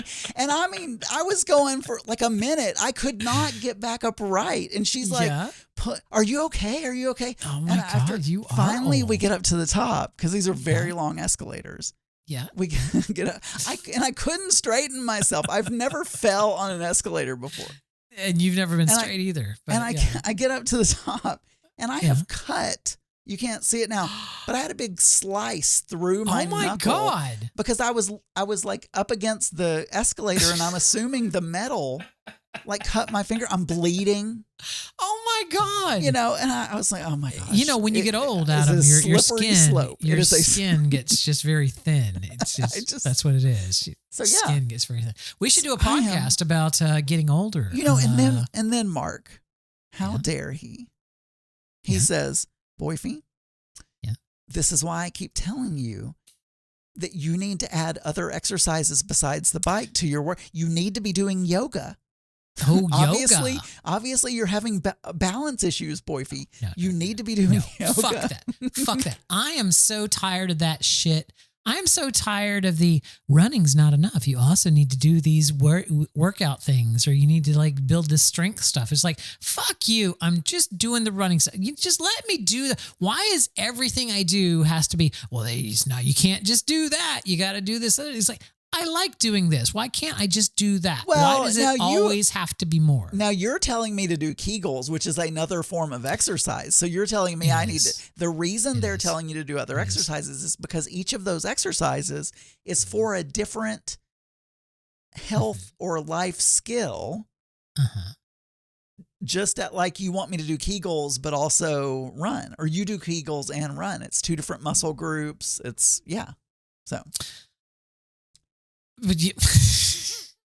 That's it. So I'm old. That's all I'm saying. I'm old. You're old. I've never had this many accidents on a trip, but I did not dislocate my ankle. So I mean, we're good there. You're good there. Yeah. That poor girl. She was a little bit overweight. I feel like that might have contributed to her dislocated ankle. Are you? Can we skip the news? We'll just skip. We can. I don't know. Chat room. Do you? Let's do this. Let's let them vote. No, let's just do this. Nobody cares. Look, I'm going to tell you, the news game this week, New York Times, is all going to be about Trump's photo, his mugshot, and his surrender, and all the other people that went in, and the debate from the other night. So this is just Why was Trump not at the debate? Because he didn't need to be. He was probably taken that photo that they In eventually prison, made he in was probably yeah. still in prison like that and let him go. He Yeah, wasn't in prison. No, he was going. He turned himself in the next day. No, his stated reason for not being at the debate is because he's the front runner and he doesn't. Everyone knows him. He doesn't need to go to the debate. He's like 40 points ahead of anyone. But the real reason is he doesn't do well in debates, and so why? Why, when you're 40 points ahead, you don't? Why cause yourself damage? You know what I'm saying? Like, yeah. Okay. There's some saying about once they believe you, shut up, or something like that. Like. Anyway, our executive producer Cyclone sends us a packet of information each and every week on this show. An exhaustively researched compendium of things that have happened on this day, the day that we are recording of some other year. So these are all going to be things that happened on August 25th. So this is the segment, by the way, that when Auntie Scott was the co-host, he didn't know what to do in this segment. He's like, am I supposed to respond to these? Or like, what am I supposed to do? Like, what is the bit here, Daniel? Like, what am I supposed to do? Well, the bit is we're just going to mention a few of them that we like. Yeah. It's like Happy National Banana Split Day, Adam. You know what? I don't like bananas. But that's there's no way this episode is not being titled Ice Axe, by the way, because they just... There may be a way, because I'll forget. And I do the titles. Because, no, I'll just pre-title it. It's just like, just Ice Axe. Yeah. Here are some things we love about banana splits. It's the Ladies perfect... and gentlemen, I need you to line up. Line up before we go hiking. Line up. Now, what you have in your hands are called ice axe. That's what... it's just... And what you want to do with your ice axe? Is that really your voice, or are you using... I'm so sorry. I have to cough. I have what? Is that really your voice, or are you using a voice modulator on the... I can't tell. Banana splits are the perfect shareable dessert, usually served with 3 scoops of ice cream, fudge, whipped cream, a banana split in half, and a cherry. You have so many choices with a banana split. There are. I love the banana splits because you don't have to get chocolate. So you can get pineapple, strawberry, and caramel. Which is my favorite. It's an old school dessert. Unlike you, I love bananas. So... Yeah. Well, I like tomatoes, and you don't. Banana bread. Oh, I love banana. Remember, I'm okay with banana bread. I just don't like bananas. I was looking for that dude. I was looking for that banana dude on the Royal Caribbean ship, right? Banana Joe or whatever his name was. And I did finally order one of those on the cruise, right? Didn't I? I did get that banana. I think you did. Banana daiquiri was mine, baby. Happy National Whiskey Sour Day. Do you enjoy a whiskey sour? I don't know if I've ever had one. So I can't say. I do like an amaretto sour. I like a Midori sour. Now, do you make those at home, and do you make your own sour mix, or do you use pre-purchased? I've never made my own sour mix. I'm never a huge fan of the ones that I make at home, but yes, I do make them at home. Maybe making my own sour mix would be the answer to that dilemma. I'm being told by our executive producer that it was the Dirty Banana was the name of the drink. Oh yeah. The dude on the ship was Dirty Banana Bob or something. I don't think it was Lester. Anyway, I'm so sorry. I feel like most packaged sour mixes are horrible, and I'm going to tell you, Adam, here's the best way to make a sour mix. The best sour mix, you can make it and you can keep it for a while in your fridge. And it's great. So what you want to do is you want to make a simple syrup. And a simple syrup is literally just, you want to dissolve sugar in water. So, if you do 1 cup of sugar, you want to do 1 cup of water. You just want to dissolve all the sugar into the water. And then you're going to, put it, it'll be in a liquid form. You're just going to set aside. It's called simple syrup. And then you're going to take some limes, not some lime juice. You're going to take some limes and you're going to squeeze the limes, and you're going to also do what's the thing? Zest. You're going to zest them. You're going to make sure you get the limes in the thing. And the lime juice and the thing, and then you're going to put in the simple syrup, and you're going to stir that together, and it's the best. It's the best sour mix right there. You put the lime in the coconut? I refuse to zest citrus fruit. It is difficult. I'm going to say it right now. It is difficult. And I don't feel that it adds much more flavor than the juice. There, I said it. So it is not worth it. All right. Can I give you an alternative to zesting? Sure. Yeah. So the thing about zesting yes, Cyclone, zesting is difficult. Zesting is very difficult. The thing about zesting is it's releasing the oil, the citrus oil. It's not really it just so happens to be that the oil is very concentrated in the skin of the lime or orange or whatever you're zesting. But if you have problems zesting, you can just take that peel and squish it backwards. So squish it so that the skin side is facing out and squish it towards your thing, because you're spraying the citrus oil. As you squish it, you'll be spraying the citrus oil into the mixture there. So okay. Well, anyway, I don't zest. Cyclone also says, and Vitamix and sous vide are keepers though. I will say the Vitamix was probably, it hasn't been used very much. But if I did, who could have predicted that? Yes. Should I be making smoothies or soups that are blended? Yeah. It is the best. You find yourself. It is the best choice for doing that. It just so happens that I don't do those things very often, apparently. Well, I'm going to be visiting you in December, so I want some soup. I want some soup. I haven't cooked for you because I don't want criticism. So yeah. Also, you think I would criticize your cooking? The soup, or you talk to Zach about me behind my back. That'd be even worse. I would never do that. But sous vide, I use every week. Oh, I know. It stays on the counter all the time. That was the best purchase. Fuck up. That's what I should have done on Geeky Gay. I failed to mention sous vide on my week filling in. I use it. I made chicken sandwiches just today, and I had cooked the chicken in the sous vide. Someone remind me if I have to fill in for Adam on Geeky Gay again to talk about sous vide. I love it. I love it. Sous vide. It's great.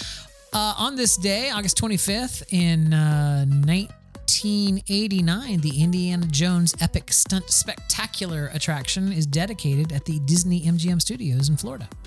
I'm wondering if that new movie is going to be any good, the new Indiana Jones movie. I mean, I haven't looked.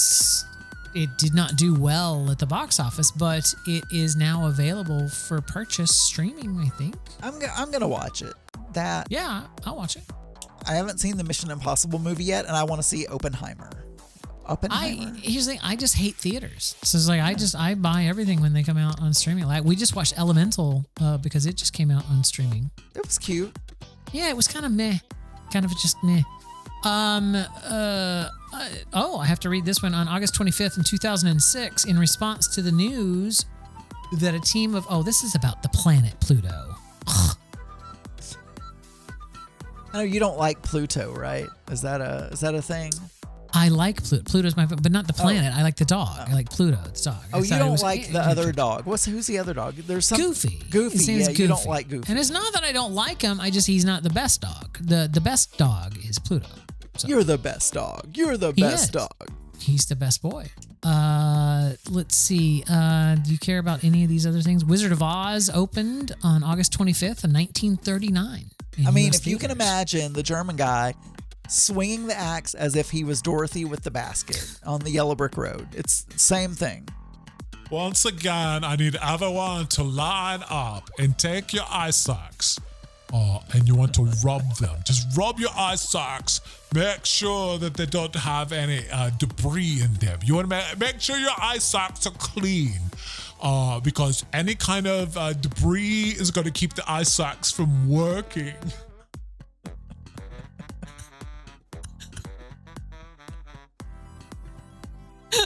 It's Adam and Daniel in the morning.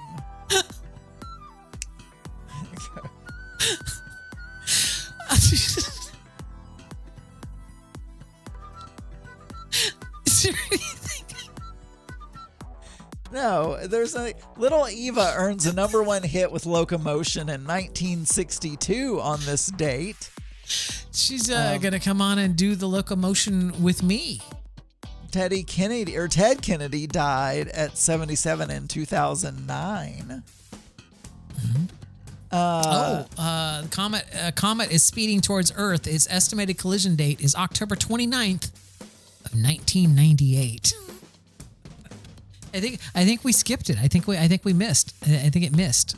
So apparently, in the Weekly World News, it says a comet is speeding towards the Earth. Yeah. Estimated That's the collision one. date. Yeah. That's what I just said. And They also, warned Bill Clinton that 3 billion people will die. 3 billion people. The first time the John Bonet murder mystery is solved. Right here in the Weekly World News from 1994. Did they ever declare her as actually dead or murdered or whatever? I don't know. I don't think they ever found a body. I feel like they never knew exactly what happened to her. Yeah, they didn't. No one know. There's been documentaries and stuff. Oh, that's a completely naked Alexander Skarsgård. A lot of people think that the brother did it because that fits the facts. Hey, Adam, a lot of people have birthdays on August 25th, and we'd like to say happy birthday to some of those people right now. Happy birthday, Alexander Skarsgård. You've turned 47. Did you see him while you were there? I did not. Oh, no. Okay. Happy birthday, Blair Underwood. Blair Underwood. Blair Underwear. Happy birthday, Blair Underwear. You turned 59. Billy Ray Cyrus. That's Miley Singer. That's Miley Cyrus's father, right? It is. Turned 62. Don't tell his heart, his achy breaky heart. And Gene Simmons from Kiss turns 74. Tom Skerritt turns 90. Tom Skerritt is 90? Yeah, Rachel Ray turned 55. Oh my God. You think you're old. These Tim Burton people are... turned 65. Elvis Costello, 69. Oh. And Regis Philbin is dead, but it would have been his birthday. Also, Sean Connery. And Monty Hall. Leonard Bernstein and some dude that we don't know named Mel. Anyway, from all of us here to all of you there, happy birthday to you.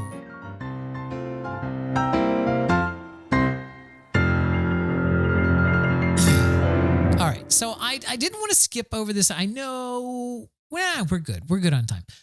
Here's the thing.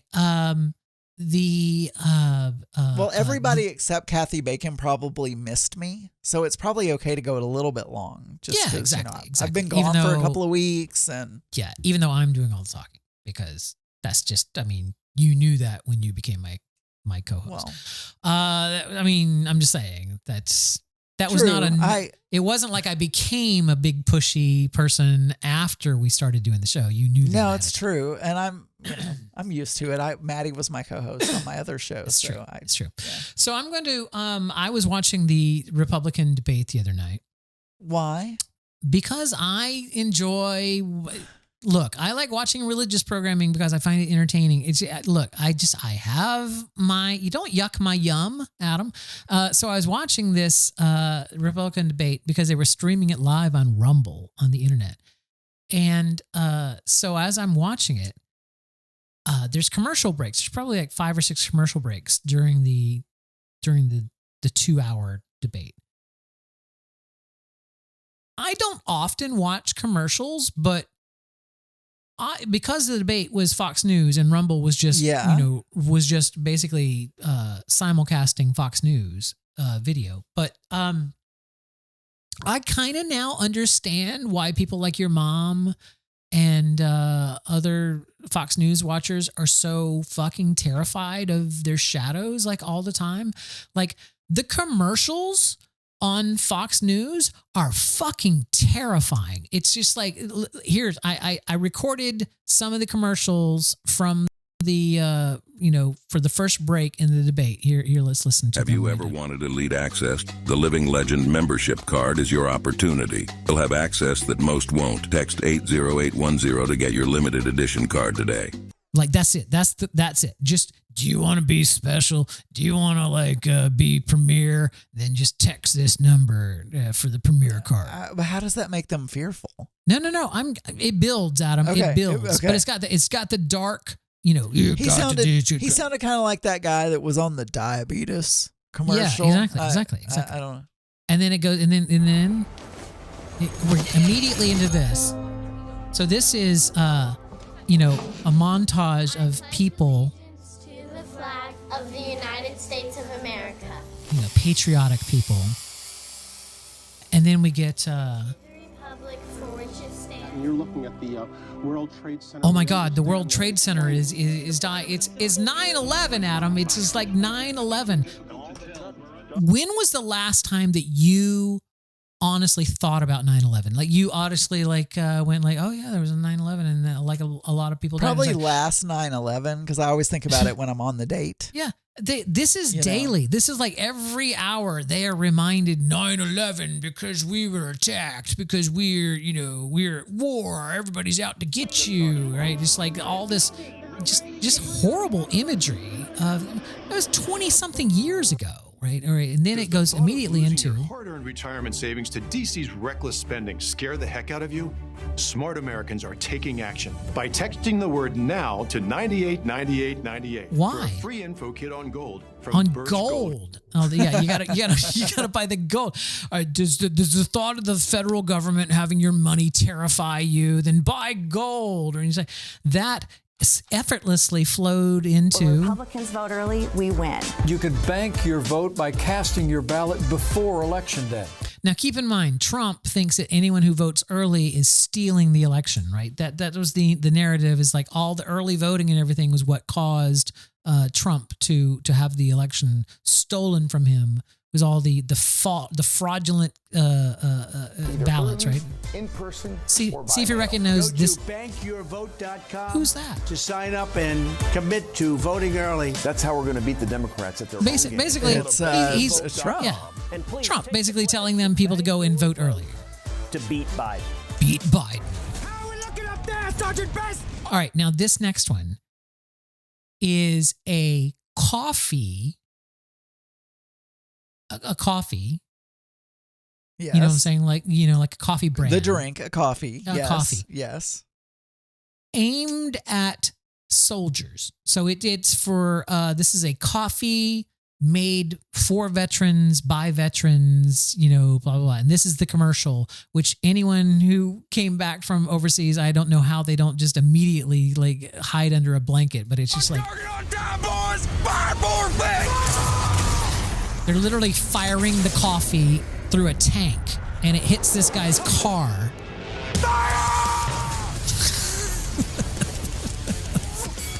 that was it's just like the terrifying. But then we come to this one.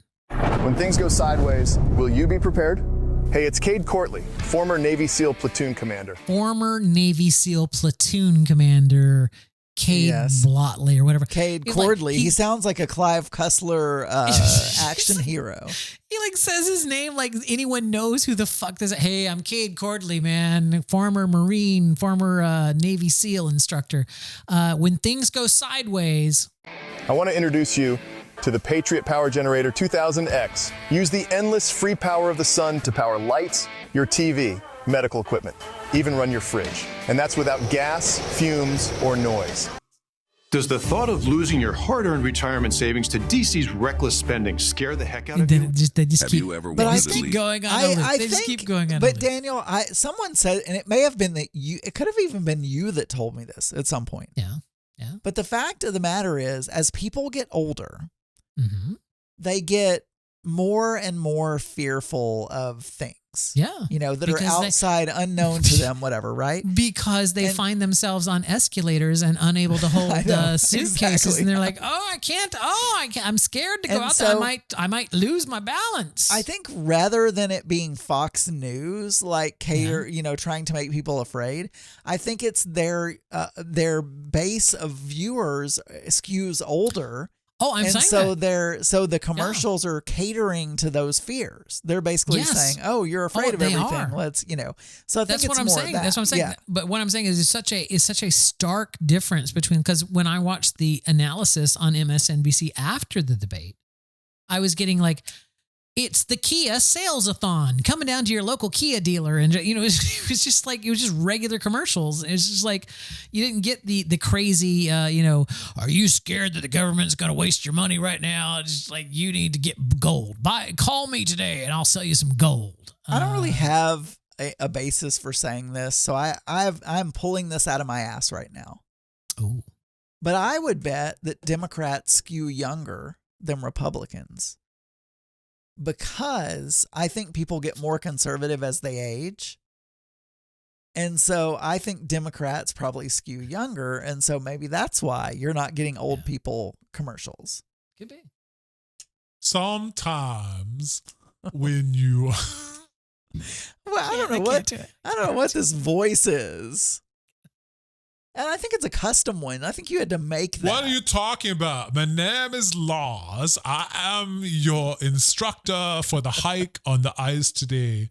And you need to make sure that your eye socks are in tip-top shape. Yes. Don't swing. That's all. That's all. Yeah. Don't okay. swing.